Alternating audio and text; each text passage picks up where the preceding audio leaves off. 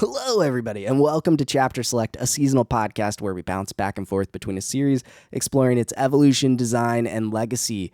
For Season 4, we are covering The Fast and the Furious. I am one of your hosts, Max Roberts, and joining me, as always, is Logan Moore. Hi, Logan. The family has come together at last. Finally, you understand family. This Everyone's is the Avengers of Fast films, apparently. It is the Avenger of Fast films. It is. It absolutely is. You have finally seen my favorite Fast and Furious movie. I'm so happy. I think this is a lot of people's favorite Fast movie. And technically, this movie came out before the Avengers, so technically the Avengers is the Fast Five of the MCU, if we're being very technical about it. Exactly. What? When was Avengers? 2012, so it was the year after. Oh. I literally just Googled this in real time. So. Me too. Look at that. Would you look at that? Fast Five, trailblazing the cinematic universes of modern day Hollywood.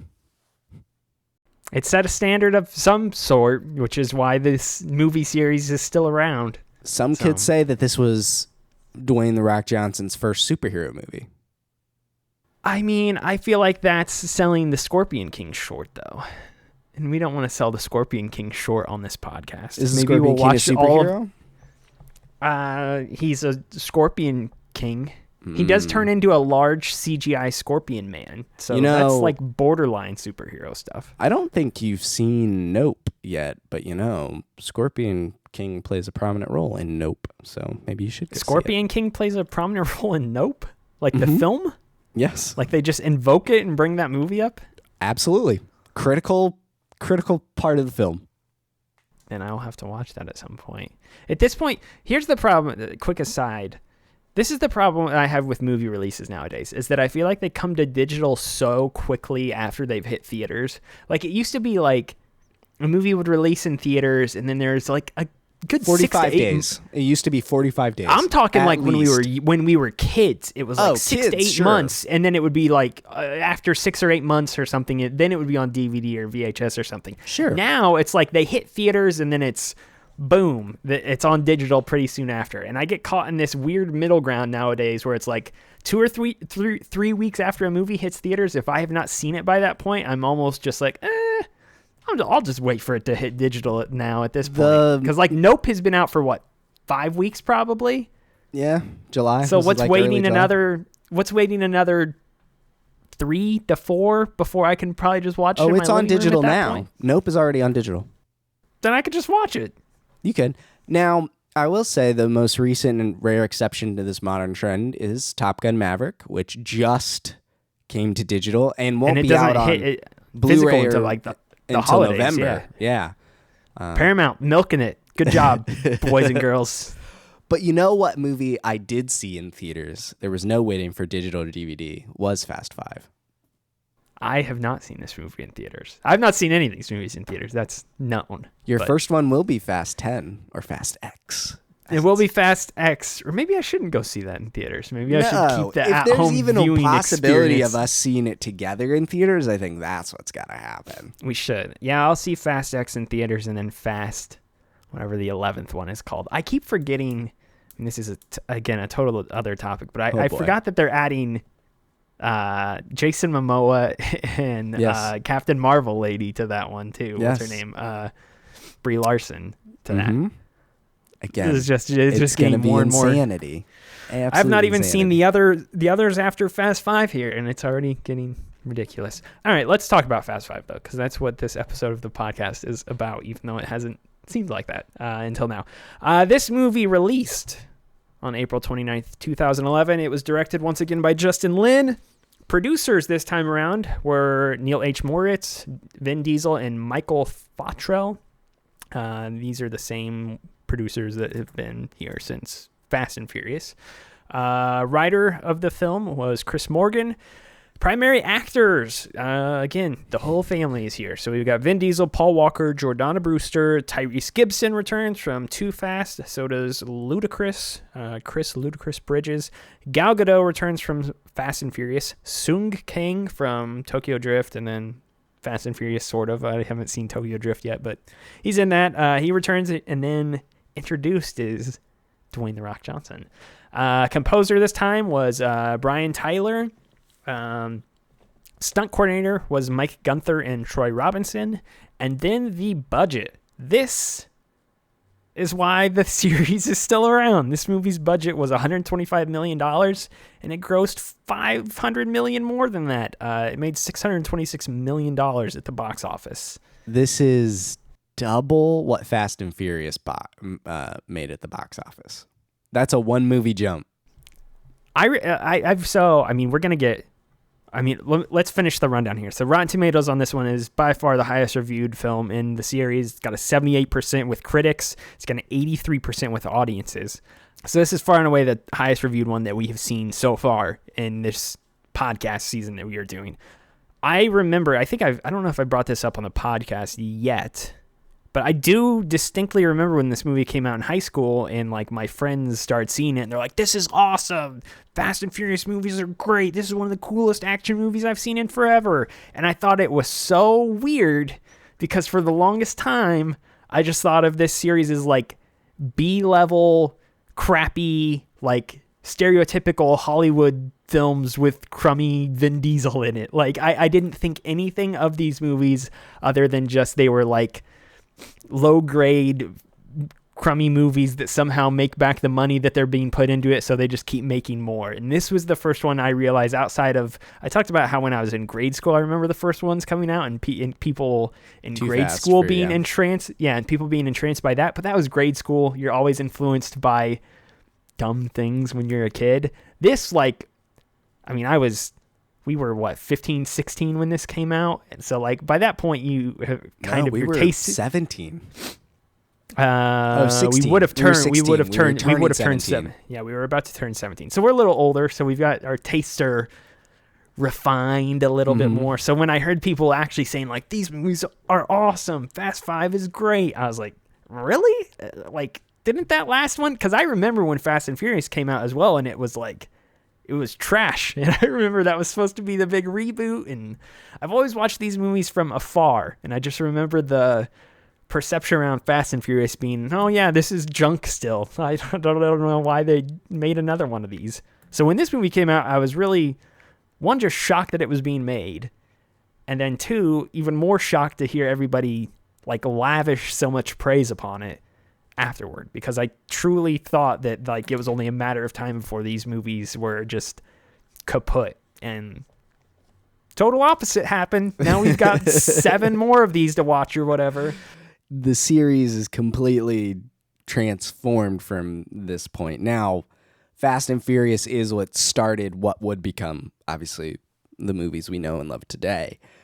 But Fast 5 was a revelation. Just mind-blowing, awesome action. As someone who had watched all of the movies up to that point, you know, I was down. Whatever they were going to show me, I would have been at least gone to the theater to see. Going back and actually watching the trailer, maybe I shouldn't be surprised, because some of the trailers for the more recent movies show everything, it feels like, but they show a lot in this original trailer for this movie, including the vault dragging through the street is alluded to, the train, the jump, like all the major stunts are shown off in the trailer, which was, I feel like that's still the case to some degree.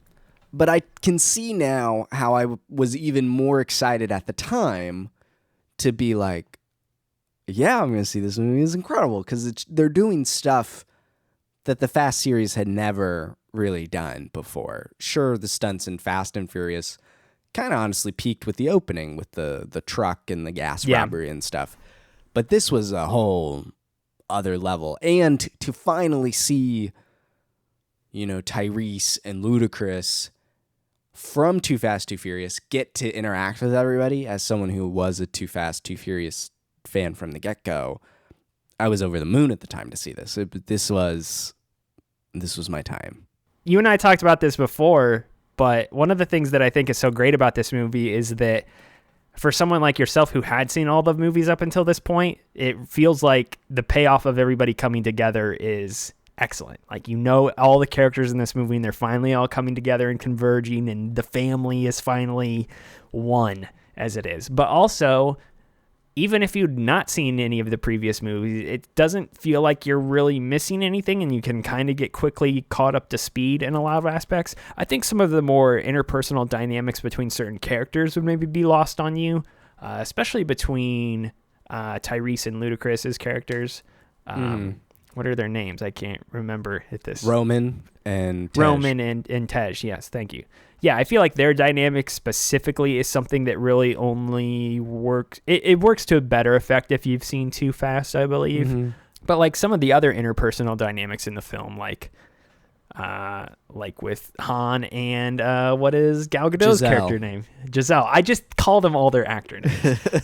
With Han and Giselle, like they have chemistry in this movie, sort of. I mean, they're like paired off and have some scenes together, but they've never interacted with one another before. So like that's a completely new thing that you don't need to really have any backstory for with the previous films. I don't know. It walks a fine line where you don't have to have seen any of the previous four that have come about, but it definitely is that much better if you have. Like I feel like my enjoyment of this movie was amplified because we have watched these all chronologically. Especially, I gotta say, specifically, Too Fast is the one that I feel like it has like the payoffs in this movie. Yes. As strange as that is, like it's cool to see. The previous movie, Fast and Furious, has good payoffs if you've seen the original movie because it's Vin and Paul Walker coming back together, Dominic Toretto and Brian. I do remember their names.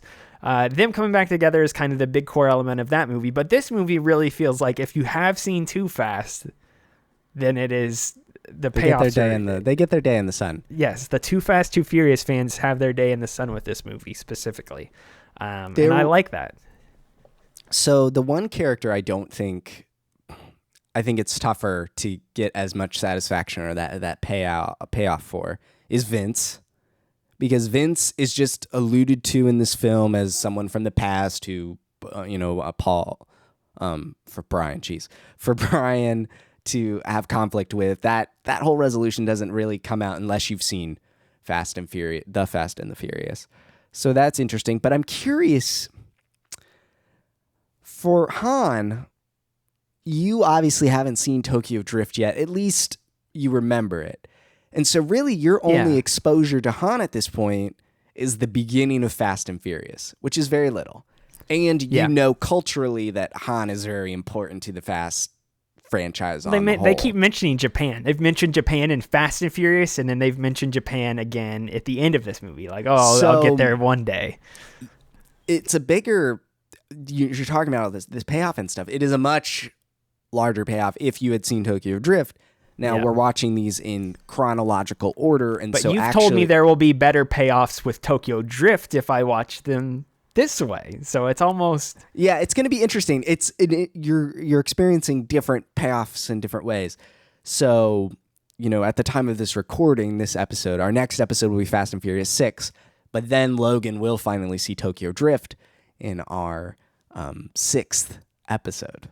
So it's going to be fun going forward. But your experience with Han is a little bit different than someone who has seen the previous 4 movies. I think the one thing I want to kind of hone in on with this movie and praise as well is that it feels well paced with the action sequences. Like we talked about how with Fast and Furious, it really felt like they kind of went crazy up front in the opening 10 minutes of the movie, and then from that point it was just a slowly getting worse and worse over the course of the film. And there was still some other cool parts to it, but it just felt like they really reached their peak there in the opening couple minutes. This movie saves the best for last with the action sequence, which is good, but the action sequences that take place before that and spread throughout the movie are also just as great. The opening sequence, even the brief scene where they go to rescue Dom, that's a great payoff from Fast and Furious. It picks up right there where Fast and Furious left off, which is really cool to see, and you can almost watch the movies back to back and they flow together perfectly, which is really cool. But that's such a brief scene. I'm referring more to obviously the train heist scene where they're launching off a bridge and they're committing robberies on a train into the side of a train. They're stealing cars off of a train. It's a great opening action set piece. They drive off of a bridge, like all of like that might be the most memorable part of the movie, and that's not even involving them dragging a safe around a city. Like exactly, like the set pieces also amplify in a good way. They build off each other. You don't peak at the start and then decline. It's here, how do we one-up it? How do we one-up it? And then you get to the end of the film. Kind of something I've always liked. I've always enjoyed about like Uncharted games. Like those games always have very good action sequences like at the front of the games, but they steadily get crazier and crazier as a lot of those games go on. And it's sort of a similar thing here with Fast 5. But even in between the action scenes, though, I think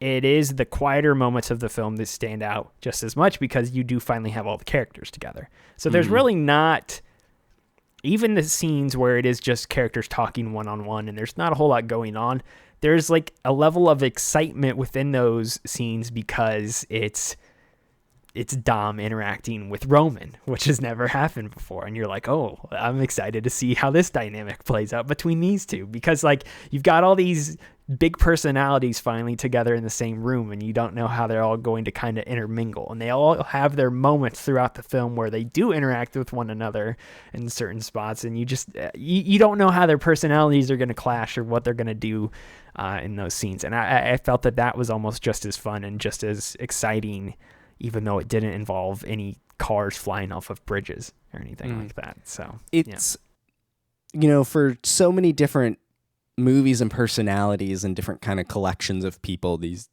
there's been the core four, and then, Letty's not in this movie except for the very, very, very end. Sort of. Yeah. And then, but, and then Roman and Tej and Han, and then you're bringing Giselle in from Fast and Furious, who really hadn't interacted with anyone outside of Dom. It's a group that meshes well together despite all of that. It's written in a way where these different personalities do all come together and jive with one another. And it makes it a believable dynamic. It doesn't feel ham-fisted.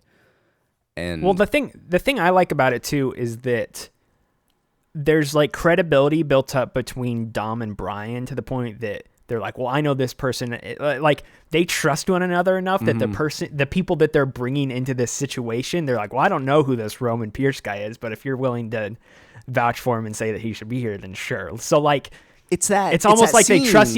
They trust each other to a point where they're bringing all these people together, and a lot of them don't know who the others are. Like again, Brian doesn't know who Giselle is. Vin doesn't know who Brian knows who Giselle is. Or he does know who Giselle is. I'm sorry. Who does he not know then? I guess Brian Brian knows everybody. He's been in all the movies. Well, Brian's been in every movie. Brian doesn't know. Does Brian know? I mean, again, this is he doesn't know Han. I wouldn't know. He doesn't know Han. Does he? I don't know if he knows Han because I've not seen. So he doesn't know Han. There's all certain people that the others are vouching for and are willing to bring into this situation, and it makes for a dynamic, where it's a first meeting. It's a first meeting for a lot of these characters, but it's not for you as the viewer, and that's the fun aspect of it, is that we know these characters and we know how they are. And if it is your first time seeing these characters as the viewer, it still pays off and works. And that scene where they're building the team, where Dom is narrating off like who they need, and we get cuts showing the characters coming to Brazil to be together. It worked. That's all you need to know. That is the surface level pitch of here's the fast talker, here's, the circuit man, here's the weapon specialist, all this stuff, all coming together. Chameleon blends in. And it worked. That's all you need to know. It's one of the great things about a well-done heist movie is here's the team, here are the personalities you need. Now, how do they pull the job off? It's what all the great heist movies do. I think a lot of Ocean's 11 in particular, because it's a big ensemble cast coming together to do one thing, and each person has their own specialty. It's the same thing here, and they all come together to do this one heist.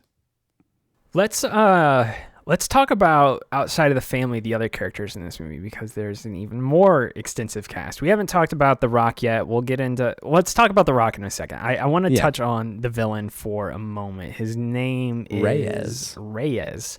Again, got another kind of nondescript villain at the center of this. You pitched this to me as one of the better villains that we will have seen up till this point. And I don't think he's bad. Here's how I would explain it. Up until this point, we've had Too Fast. The villain was too integral to the plot, and he was bad. Like, he was so involved, like, to the point that, like, it was almost a turnoff because he was a poor villain, and I didn't want him to have that much screen time. Fast and Furious's problem is that there was a mystery villain, a man behind the curtain the whole time to a degree, and then you find out that's not really the case. But that movie was shrouded in mystery, and you don't really care about who the villain is. I will credit Fast 5 in saying that they show you up front who the bad guy is, they make it clear, and they really just use that as a means for the family to then go off and commit this heist. Like, that's... Reyes himself, there's really no distinct qualities that I can think back on that he has that I care about. I don't care about him as a villain. He's just kind of there to set the plot in motion for the family members to come together and then do this mission. And that's about it. And honestly, I'm fine with that. A year from now or 6 months from now, I'm not going to remember anything about Reyes specifically or care about him, but I won't have negative feelings attached towards him in the same way that I would with like Too Fast's bad guy, if that makes any sense. Like, he's not so involved that I'm like, oh, I hate this guy, get him out of here. But he's just a kind of a plot device, it seems like, which is so fine in a lot of ways. It works. But then we've got Hobbs as well, who's also a pseudo antagonist, which we will mention here in a second. So Reyes, when I told you that about Reyes, that was before we had watched it for this season. And sitting there watching it, I went, oh, he is a lot like the villain from Too Fast, Too Furious. Like, he has a scene where we learn how evil he is, where he picks up the thing off his desk and, like, clubs the guy to death. Yeah. I'm like, oh, maybe he isn't a very good villain. And the thing is he's just evil enough to be forgettable. And we learn a lot about his villainy through the descriptions of other people, specifically,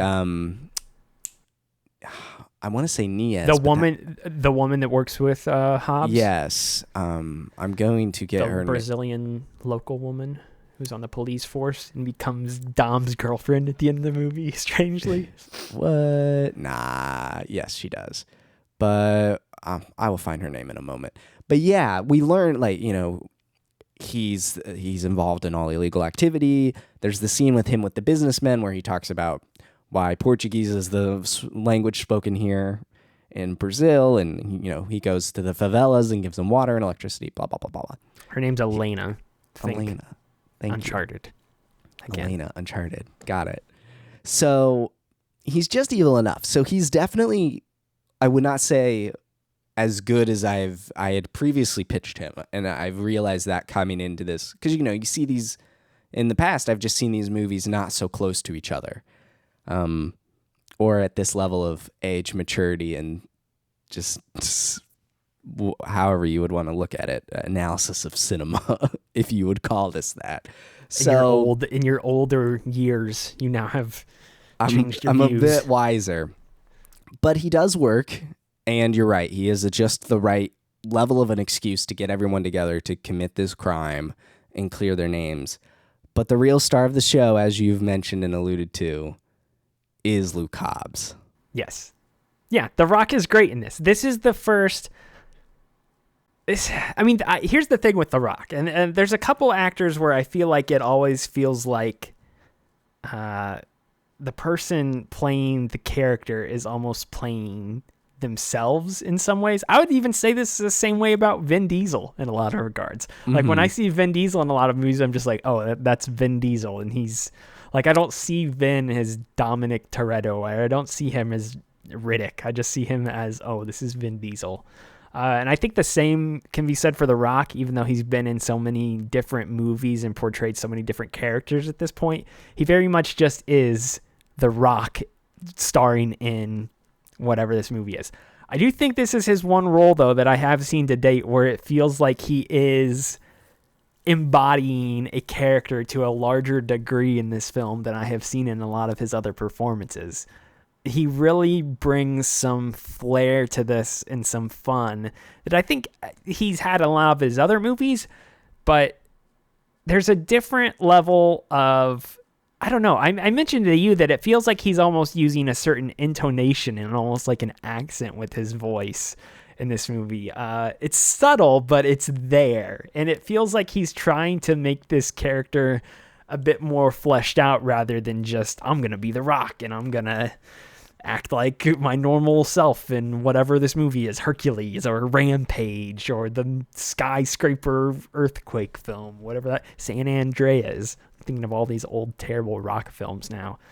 Luke Hobbs does feel like one of the more realized characters, I guess, that The Rock has played, which is funny because in a lot of ways he doesn't have that much character depth, at least not in this movie.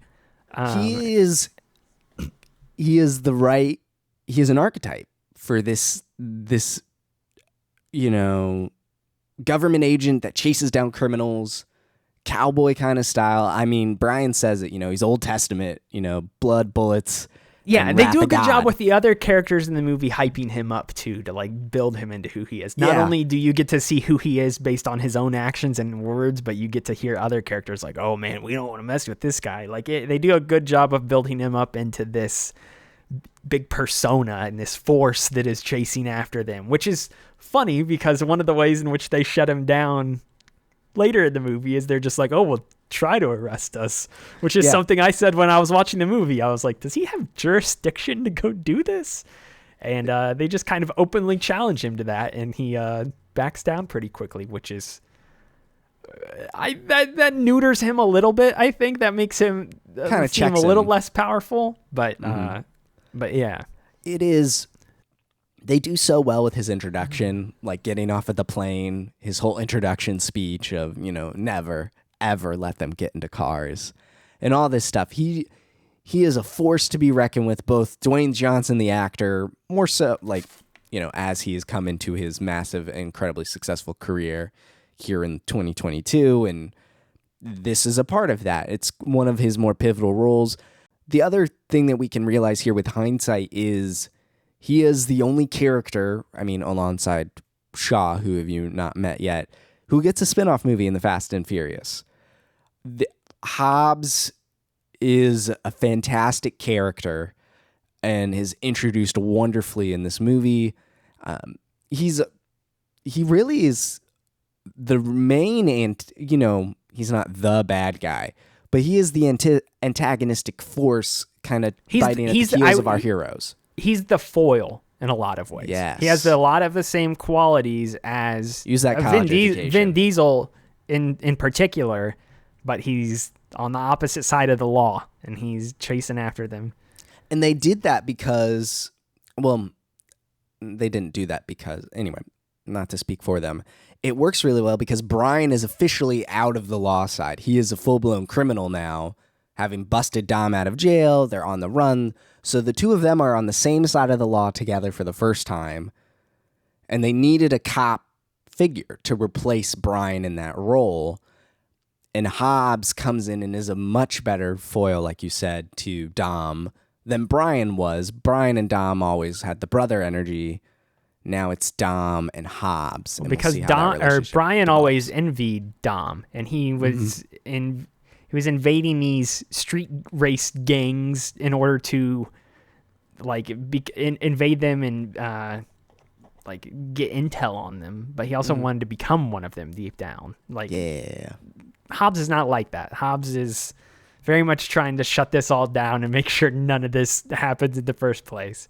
I do have to say, in addition to Hobbs, it makes him feel like that much of a larger force that he just has this nondescript Call of Duty squad at his back the whole movie too, which is hilarious. I don't remember any of those guys' names, but he just shouts at them and barks orders the whole movie, and really the only one that gets fleshed out otherwise is Elena, who comes along.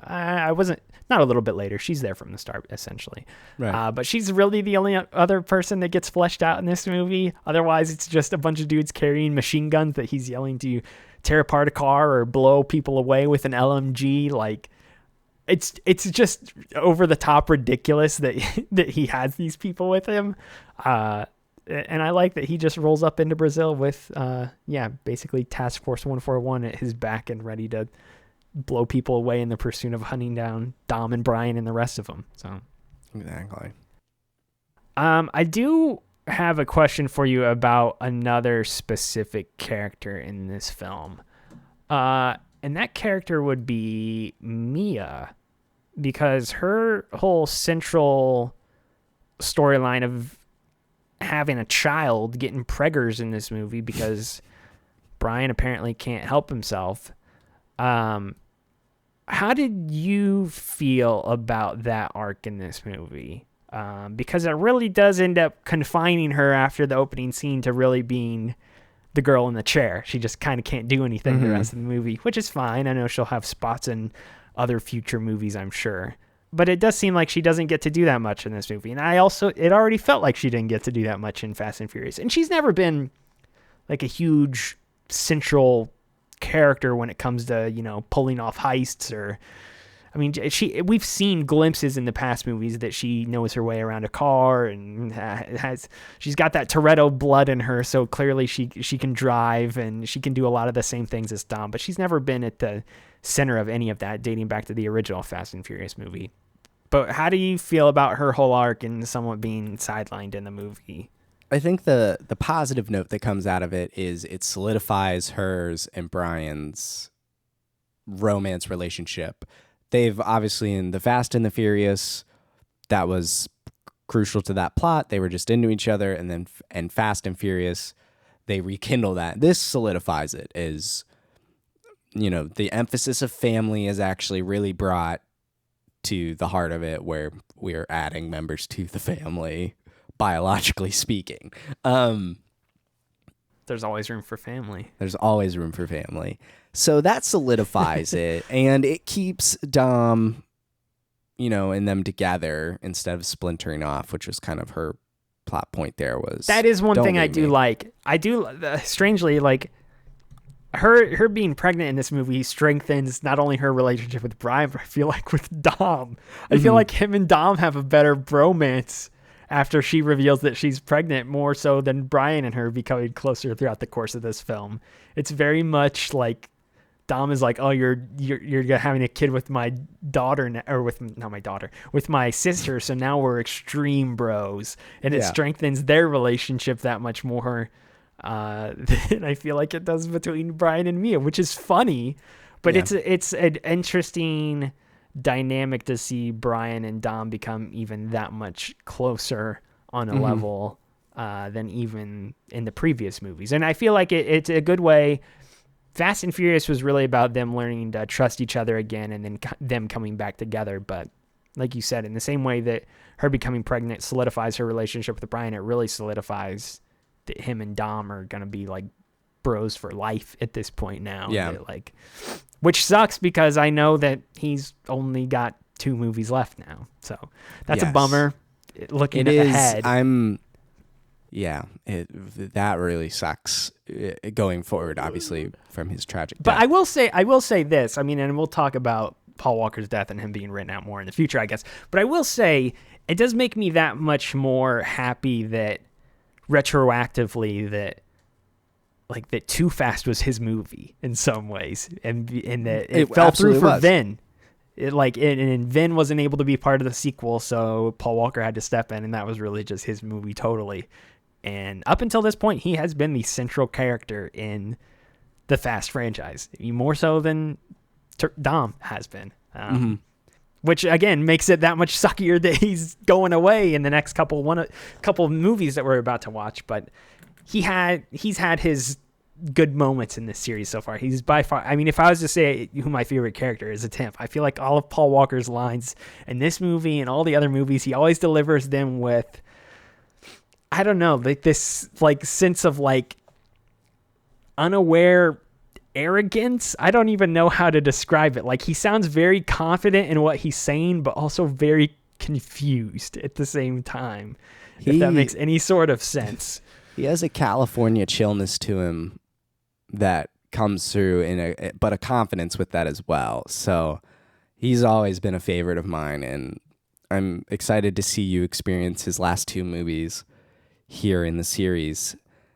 But Mia being pregnant and kind of sidelined, as you said, to the woman in the chair, it's more than she got to do in the previous two movies. True. Where she was barely in Fast and Furious, and she played a more central role in the first one. She just kind of shows up at one point in the random like safe house they're in, and again, she has not gotten to do that much. So she's building up, but I find it more fascinating even with such a minimal role. She still feels essential to the core cast. Like, I think, you tell me, how did it feel not having Letty in this movie? Again, I know Letty is actually alive before you saw this, but like, she is the missing piece to this whole family puzzle. Sort of. I would say Letty up until this point has not felt that integral. Like, I'm thinking of... She's been in it about it just as much as Mia was in the... I would say Mia's been in it even more, because Letty's only big scenes are she shows up, she's in the house party scene. She's involved in these other sequences where she's just kind of there, like you know, the house party, the dinner, race wars, making out in the garage. What are her actual scenes that she has been involved in where she's one of the primary characters? Yeah, making out in the garage. Making out in the car. The race wars where she beats a guy in race wars and takes his money or takes his car, one or the other. Los Bandoleros. Yeah, and then the opening heist of Fast and Furious, and then her talk with Dom after that. That's about it.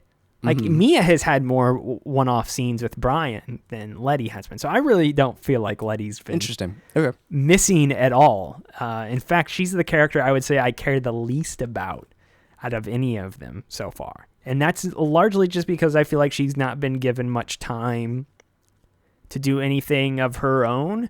She has very much so far just come across as Dom's girlfriend rather than a wholly independent character of her own. And Mia has not come across like that from the start. Mia has always come across as her own sort of character who has a thing for Brian, but she has her own moments independent of him as well that I feel like stand out. Letty has not been that, other than maybe, again, the race war scene where she beats the one guy in the drag race and then the heist. And that's about it, really. So... Well, we're going to put a pin in Letty, and then as she comes... For Fast 6. Yeah. For Fast 6, obviously, it's very much the Letty movie to a certain degree, you know, because of the post-credit scene. Do you believe in ghosts, Logan? Do you believe in ghosts? Should we talk about that for a second, that post-credit scene? We can talk about it. This was the one... Back in the Too Fast, Too Furious episode, you asked if Eva Mendes comes back at all. And I was like, yep, she's back. And this is it, baby. Let's go. It was a... If that's the only time she ever comes back, then that's a smart way to do it, because her character in Too Fast was not important enough to bring back. Like, if she would have come back to the cast and been involved in a major way, I would have been like, okay. And we need a cop on the inside who could help us. I'd be like, we're scraping the bottom of we need a former cop who banged a drug lord for a prolonged period of time. Yeah, her character in Too Fast kind of sucked. So for her to just show up kind of briefly in this was a good callback, but it wasn't like to the point where it's like, okay, what are we doing here? We scraping the bottom of the barrel with the characters to bring back. So that was fun.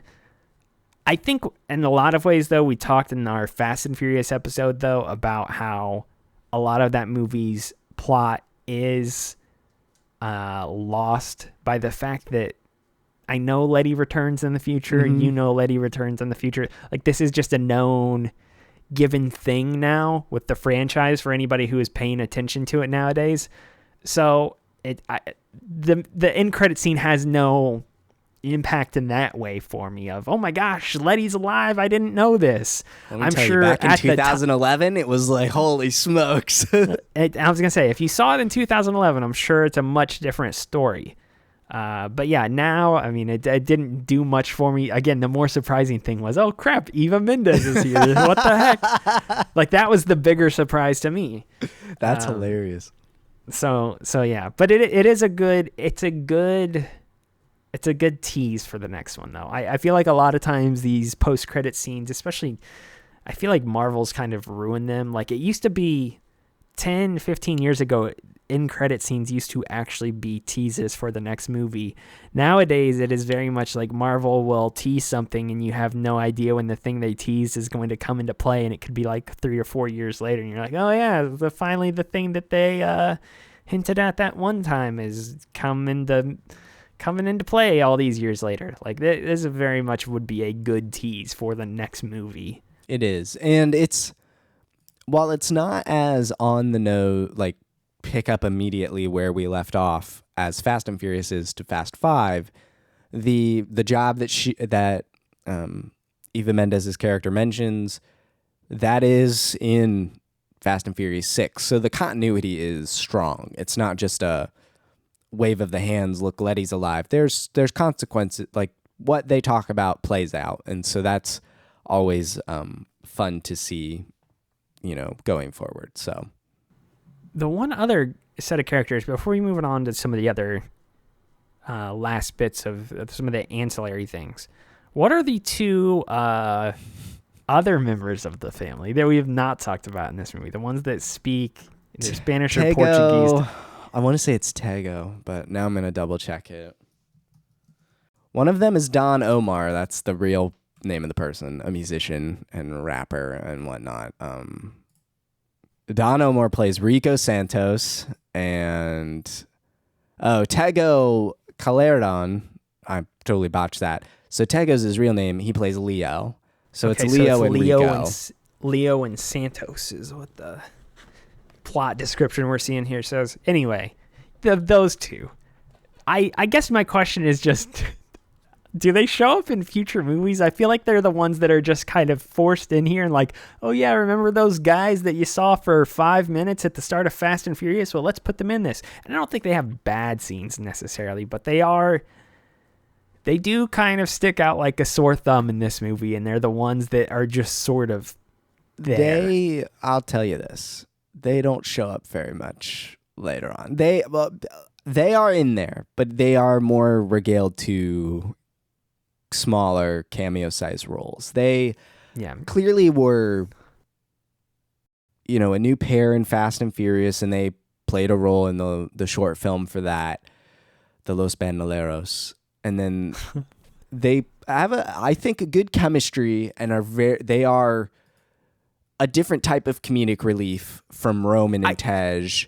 They work well in this movie. I told you I do actually like how they're written too, because it's always written in such a way where one of them speaks Spanish and then the other speaks English in response, and then they crisscross like that throughout the whole movie. So it's a very funny idea by Justin Lin or whoever wrote the characters. That being said, they don't. The dynamic of the characters in the movie is such that they're all bouncing off each other a lot. Those two feel like they really only bounce off of one another. So there's this larger group dynamic at play where everybody's kind of chemistry. Yes, yeah. There's this larger group play, and everybody's intermingling with one another, and then they're just kind of there talking amongst themselves in this larger group of people, and it's very awkward in that regard. Because I don't think they are bad characters; they just very much feel disjointed from the rest of the cast in many ways. So you're absolutely correct, and there's a reason they play smaller roles in the future and stuff. And they're both actually in real life musicians and rappers who, at least Don Omar, if not Tego as well, contributed to the soundtracks. So it's kind of like in The Fast and the Furious, who was the one who shouts Monica, that rapper? Oh, that's Ja Rule. Ja Rule and Ludacris in Too Fast, Too Furious. These kind of carry on that spirit of bringing in a musician who's on the soundtrack as well to like act out a role. Now, these two certainly play the most prominent outside of Ludacris's character, Tej, who is a series staple from here on out. Tej is here for the rest of it. So, it's interesting. They're fun. I don't mind them in the movie, but I don't miss them necessarily in later ones, and we'll explore that in future episodes. Last character to talk about. We talked about him briefly, but let's give him a little bit more due because this is the last time we'll ever talk about him, is Vince. How did you feel about him being reincorporated back in this movie? And then I guess just his general arc, because I was surprised to see him show back up because he did feel he was important to Fast and the Furious's plot. Like, he was one of the main 5 or 6 characters in that movie, but I very much did not expect him to show back up again. So when he does, it was a surprise to me. That was the one true surprise of the movie. I didn't know that was a thing. Other than that, though, I don't feel like he gets a ton of great moments in this movie. Even his death feels very much like, ow, I got shot. I'm dying. Tell my kid goodbye. Watch over my kid, Dom. And then he just kind of falls over, and then they cut to the next thing and he's dead. Like, he doesn't seem like he's dying. He's just kind of like, oh man, I'm dying. And then you see his body in the next one. So kind of an awkward send-off for his character. And he really feels like he is just there to make this sort of sacrifice and die and then unite everybody there. And like, he feels like a plot device more than he feels like he has like a great character arc in this movie, I guess I would say. Sure. I agree with that. He's there to make the Reyes part more personal. You know, it's really just we need this money to clear our names and run away. Suddenly it becomes very personal at the end of the movie. And it is what part of it, the attack that ends up killing Vince, you know, is what unites Hobbs and Dom together. So it is a plot device to unite these two enemies against the Reyes character. I like Vince being in the movie, though, and playing just the little role he does, because it just kind of brings this whole, finally everyone's getting together, there's a culmination to it, and it gives us the Fast and Furious tie that isn't the core 3 that we still have from there. It's just one more callback that feels good and makes sense, and we get to see some of the consequences that play out from that movie. He has that moment talking to Brian about how he's just kind of tumbled through South America and really only stopped once he met his wife and had a son. So some of that, you get to see that play out. And his death and the subsequent action, it feels like not substantially better, but it does feel like a better version of Jesse, that type of thing, where it takes what's going on and makes it personal to Dom and the other characters. This was a bit more subdued. It's certainly not slow-mo running across the field and, you know, chasing people down the street. It gives us one of those quieter moments, family, and I like Vince being there. It's fun as a fan of the series. And if you've never seen it, he's just a write-off character for you. But it's just one of those fun nods, I think, for fans. Yeah, I do agree with that. It was nice to see him show back up purely because it was another callback and it was another character that they could pluck from the past and throw in this movie. And it didn't feel like I mentioned how Eva Mendes' character being heavily involved with the plot of any of these movies would have felt awkward, because I didn't feel like, yes, she was an important character in one of the movies, but I didn't feel like her showing up again would have made much sense or would have been done well. Vince showing back up makes sense. It doesn't feel off in that manner. It doesn't feel like they are forcing his character back in the movie in a way that is cumbersome. It is just what they do with his character once he is introduced again, and once he does show up and become tied to the events of the movie. That does feel a little bit I wouldn't even say awkward, maybe just dissatisfying with how his arc goes about. Maybe. Yeah, shallow is a good word for it. Yeah, for sure. But yeah, I think that's all the characters in the movie. I mean, again, I there's just so many in this movie. I wanted to kind of talk about all of them and flesh out. I think that's the crux of the movie. Yeah, and we haven't even touched on, like, you know, Han and Giselle becoming a thing, which is kind of, that feels forced. I feel like I don't know if there's much else to say with that, but it's just kind of like, oh, we're gonna put Han and Giselle together because now we're gonna put Dom with this cop lady that he found, so he's not gonna be into Giselle. Which, Dom, I don't know what you're thinking on that one, buddy. If Gal Gadot's throwing herself at you, you might want to chase after that, especially if you're open to getting in another relationship after your girlfriend gets killed off. The one other thing that we do need to talk about that I think is very important before we start touching on some of the last aspects of this movie is we got to touch on the central action scene of the film, because we have not talked about it in any sort of deep manner yet, which is them stealing the safe with all the money in it and going through the streets of, I was going to say the streets of Brazil, but Brazil's not a town. I don't know what city they are in. Rio. They're in Is it Rio? de Janeiro. Okay. Yeah. Okay, so yeah, they're riding through the streets of Rio with Dodge Chargers pulling this bank vault around. It is a crazy sequence. It's made even crazier by the fact that, I mean, I think this is actually naturally going to lead to us talking about a lot of the stunts and effects that were used in the movie naturally. So we can kind of incorporate that discussion into our talks about this scene. But yeah, I don't know. Like, I'm curious to see, this is by far got to be one of the best sequences so far in the series of any of these that I've seen. I don't know what else would even compare. I will say the opening scene of Fast and Furious I still think is quite good, but this is easily the best like set piece that we've seen so far in any of these movies that we've watched in this chronological order, and I'm just very fascinated to see how they ramp it up from this point. So yeah, I don't know. What do you think about the bank vault heist?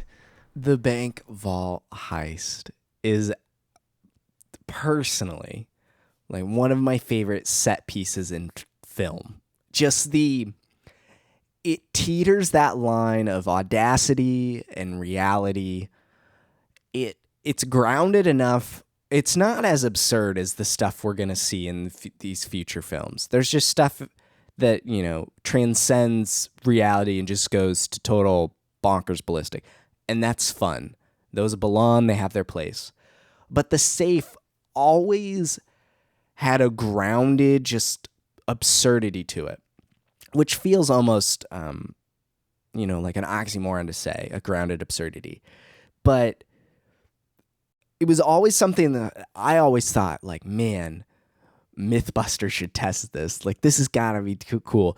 And then before Fast 9 came out, there was a video, I wrote about it on Max Frequency, that talked about how they pulled this off. And I had never known, from 2011 up through Fast 9, that this was actually pulled off with practical effects.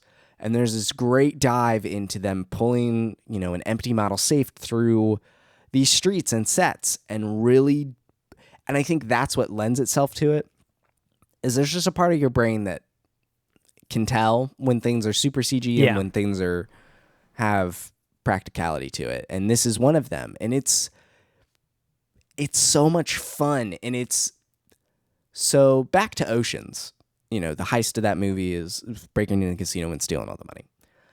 This is the Fast and Furious energy of a heist. It's like, of course we're going to drag a bank vault through a city. Like, that's how we get the money. And you really don't know what the plan is exactly until you see it happening. Like, you have an idea, like they are talking about avoiding the cameras, and then they don't do that, and then they end up stealing the police cars, and then they order a bank vault, and they kind of lay it out, but you don't really have a good idea of how this is all going to shake out until it happens. And you see it. Yeah. And I think a part of that is Vince dying and turning it personal. It's like, of course we're just going to take the money and like drive away. Like, you kind of forget about the plan until you're on the bridge and you're like, oh, how are we going to get the vault out of here?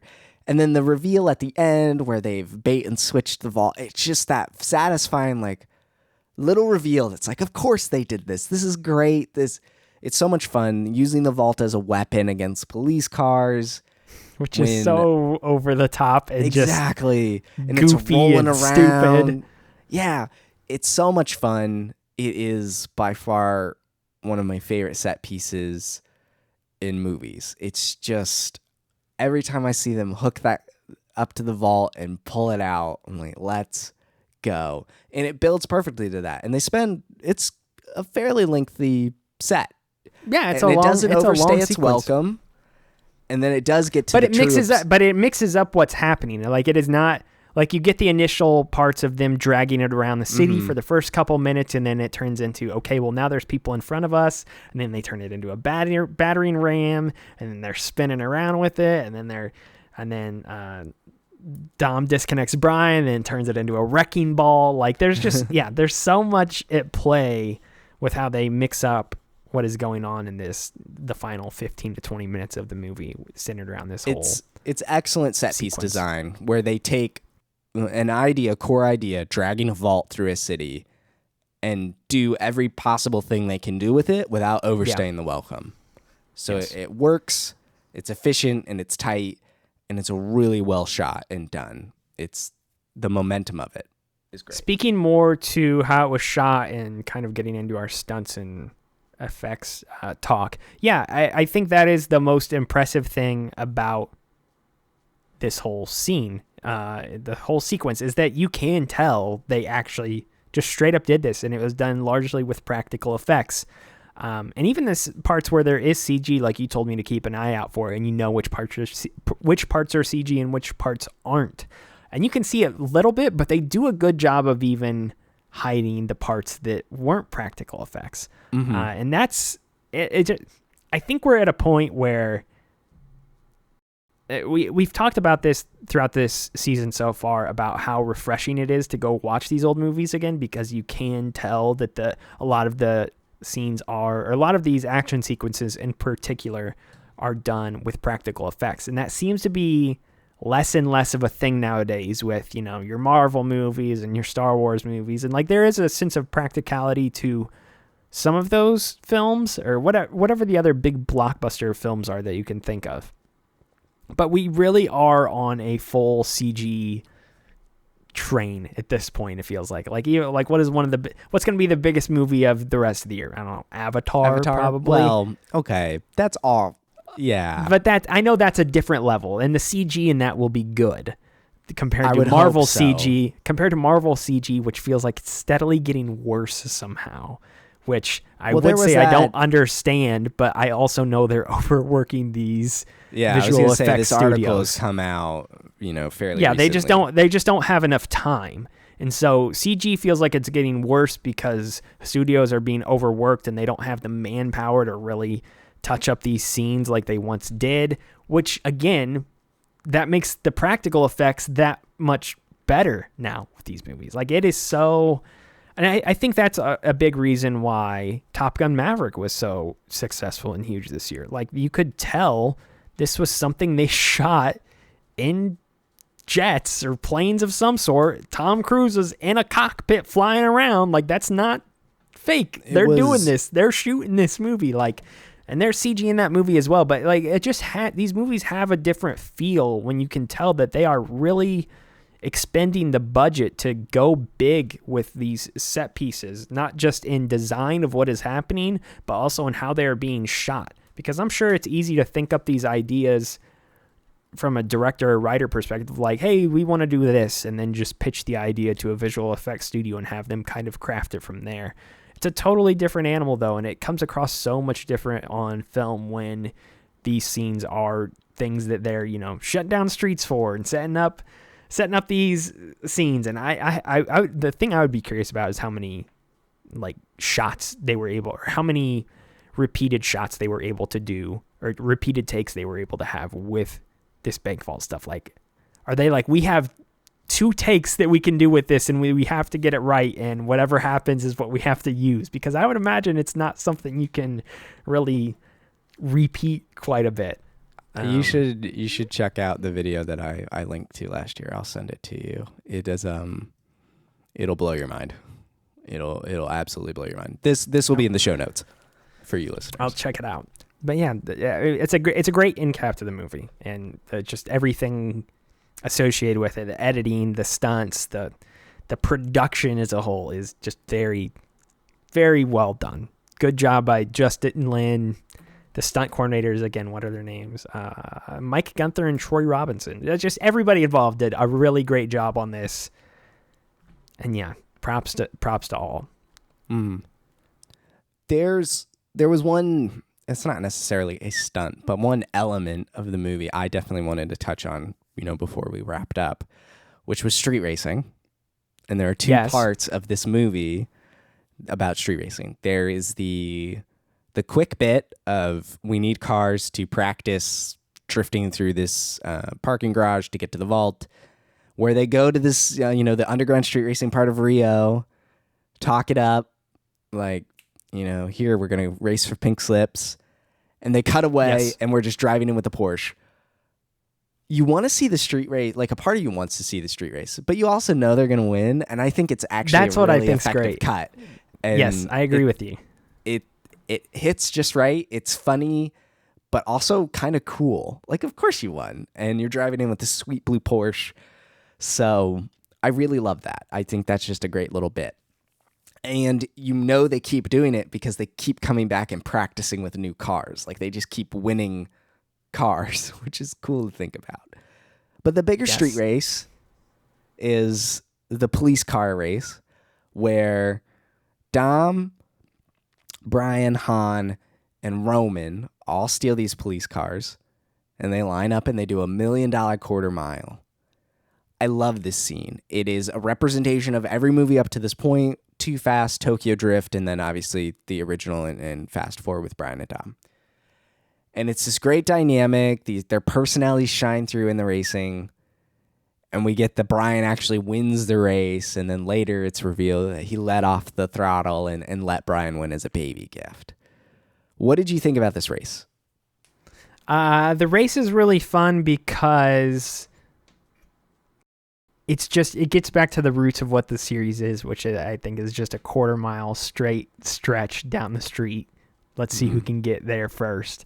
Some of the other street races, particularly the one we saw in Fast and Furious, was, they're zipping in and out between other cars. There's a lot of other factors in play. This just gets back to kind of the street races that we knew from the OG movie, which is just whoever's got the fastest car and can hit this straightaway and gets to what we're marking as the finish line is the winner. And I like that callback. And I like that, again, this has been the through line of the series up until now with Brian and Dom, is that Brian wants to beat Dom, not because, they're betting $1 million quarter miles. It's because, and he wants the money, it's because he just wants, at the core of this entire relationship is that he still wants Dom's respect. And even when he feels like he's gotten Dom's respect, whether it be for how he's handled his relationship with Mia, or the fact that they really are a family and that they're close, they have a kinship in that manner now, at the end of the day, he really wants Dom's respect as a driver, which is the one thing he feels like he still hasn't gotten. And so I love that they have continued to come back to that. And it's even the final end point of the movie too. The conversation with them to wrap this all up is that after everything they've done, they've stolen this tens of millions of dollars. They've gotten away. They're living comfortably. They're both in happy relationships. And what's the one thing Brian still wants? I want my quarter mile race, and I don't want you to let up this time. I want to really beat you in this race. And I think that's a great through line for the characters. And I think it's just a lot of repeated fun. And again, it's one of those things that I don't think you can appreciate unless you've seen the other movies. Like it is one of those aspects that I don't know if new viewers coming into Fast Five for the first time would really understand and appreciate. Maybe to some degree they would, but it feels like it makes the larger series like congruent, and it makes it feel like a whole. It makes it feel like we really have grown since the original Fast and Furious movie. So I like it quite a bit. Yeah, it's a great scene, and it fits in well, and gives us a little bit of that original spirit. I'm a big fan. Is there anything else that you would like to say about the music in this, the editing, the stunts, some of those other ancillary aspects that I know we like to touch on before we get into best car?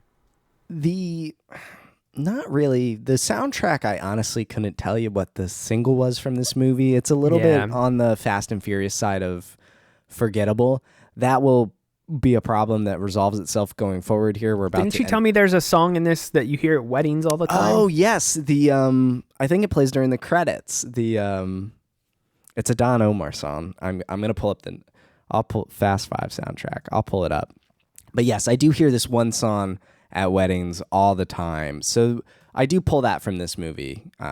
Yeah, that was the only song I really remember you mentioning to me that was like, oh, this is the big song from the movie. We're about to enter the Wiz Khalifa era of Fast and Furious, so it will definitely start to stand out at least a bit more to the North American audience. So, all right, let's do best car then. Mine's very simple this time. It's not simple, but I just know what the car I love is in this movie. I think there are two options. Okay. Personally, can I guess what the options are? Let me guess. Yeah, I think you will be correct in your guesses. So go for it. What do you think? The Porsche GT3, the Porsche 996. Yeah, the blue Porsche. That is the cover art of this particular episode, but no, that is not one of my two. Okay. I would say, is it the Stingray that drives off the bridge? That is one of them, yes. Okay. And then I know you liked Mia's car that she drove at the end of Fast and Furious, and that technically shows up again in this movie. I would not double dip there. I wouldn't do that. But I didn't think you would double dip. No. I'll say what mine close. is then. What is yours? I'll say what mine is. Mine is the Ford GT40 is my favorite in this movie. I love you. You were very close because that's my other car. Mia also drives this car in this movie. Yes, because she's the one who steals off the car. I love the Ford GT. That is the car I wanted to buy to take pictures of, but the Porsche was in the multi-pack that I bought. So I compromised because I needed the other cars from the other movies. The Ford GT40 is just perfect. Yes. It's such a good car that actually surprisingly plays a fairly central role for a car in this movie. They take it apart. They figure out the magic chip. I love this car. You know how much those cars cost? Too much. Like 10 mil. Yeah. It's nuts. So yes. I love the GT40. I'm perfectly happy saying that's the best car. The Stingray Corvette that they do drive off the cliff, I like it because it's unique looking, but I think it's it's got too many different parts, like accent pieces to it that kind of make looking at it still I'm not too big on. In motion, I think it's great, but the GT40 is lean, clean, and mean and iconic. So I'm a huge fan of the GT40. So that's your choice as well? Oh yeah, let's just do it. GT40 all the way. Okay, I didn't know if you had another one that. Nope, it's a GT40 in the Corvette. Okay, then yeah, the GT40 is the Ford GT in general is one of my favorite cars. It's up there. If I was to list favorite cars in general, I've always said Dodge Viper is my favorite car. But yeah, Ford GTs are also up there, and this is one of the classic models. So yes, it is excellent. I guess that's it then, outside of the film's legacy, which I think is, again, something we already touched on, and I think is a very straightforward, there's two legacy touchstones to this. One is that this is the movie where everybody comes together. This is the Avengers of the Fast franchise, as we said at the start, and it is very much the reason why Fast X is a thing that's about to come out. Without this movie, this really felt like a make or break moment. If this movie would have not done as well as it did, I feel like they may have not come out with any more of these afterwards, unless I am wrong. But it felt like this was really Fast and Furious was them coming back with the series, and what was the tagline for that? Original models. New model original parts. New model original parts, yeah. And so that was very much them trying to tap back into the original film and saying, hey, we're back. And then that movie came out and it was a stinker and not many people liked it. And it made some money back for them, but not so much that I felt like they would have continued to make these movies if they were stinkers in perpetuity. So if this movie was not legitimately good and it didn't also make the money it made, I really feel like we may have not gotten another one of these. But that didn't happen. Now there's a lot of other movies we have to watch. Yes. And I really feel like that is the movie's legacy in a lot of ways feels like it is a lot of people's favorites. It is the most important movie, and it is kind of the centerpiece of the whole Fast universe in a lot of ways. Like this is everything else revolves around this movie in a lot of ways. It is the launch point for the multi-billion-dollar franchise that comes after it. It's, one of the few non-Disney owned franchises in the top grossing movies of all time. Not this particular film, but the movies that come after it. And it's all because they went for it here. It, went from underground street racing to assembling a team and pulling off heists and doing superhero stuff. And I love this movie. It's the movie, if you could pick one movie out of the 10 or 11 that we're going to have here by May of 23, this is the movie. If I could only have one of them, I would pick this one. You wouldn't pick Hobbs and Shaw? I mean, maybe that's You wouldn't pick Too Fast, Too Furious? I'd pick this one. I love Too Fast, Too Furious. I'm probably one of Too Fast, Too Furious' biggest defenders. But this is, pound for pound, I think, the best of the series. Justin Lin, I think, at his peak. Everyone coming together. It's the right kind of magic. It's movie magic through and through. Hollywood at the top of its game. The true over-the-top kind of Hollywood. And I love it. That's the family, right? Family. Families ever together. The only thing really missing from this movie was Corona. But don't worry. Corona. It's true. We pointed out that the beers they were drinking were not Corona. So Corona will make a comeback. Just you wait. But that's going to do it for Fast 5. So thank you so much for listening. We appreciate it. If you want to check out more of the show, you can follow it on Twitter at ChapterSelect or go to chapterselect.com. You can follow Logan on Twitter at Moreman12 and his writing over at comicbook.com. You can follow me on Twitter at MaxRoberts143 and my writing over at maxfrequency.net. Our next episode is going to be about Fast and Furious 6, and we have a guest for that episode, the one and only Mario Rivera. We're going to enter a guest phase of the season here. So very excited to dive into that movie and explore how Letty actually survived that night in Fast and Furious and what it means for the franchise ahead. So thank you so much for listening. We hope you all enjoyed, and until next time, adios. Chapter Select is a Max Frequency production. This episode was researched, produced, and edited by me, Max Roberts. Season 4 is hosted by Logan Moore and myself. Season 4 is all about the Fast and the Furious.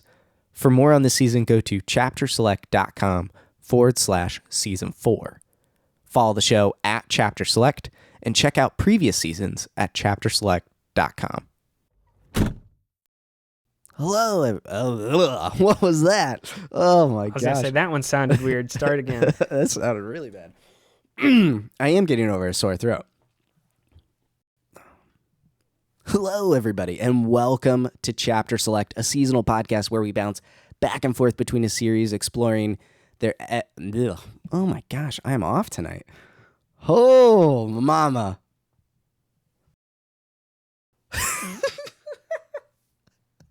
I guess this is how bloopers are made.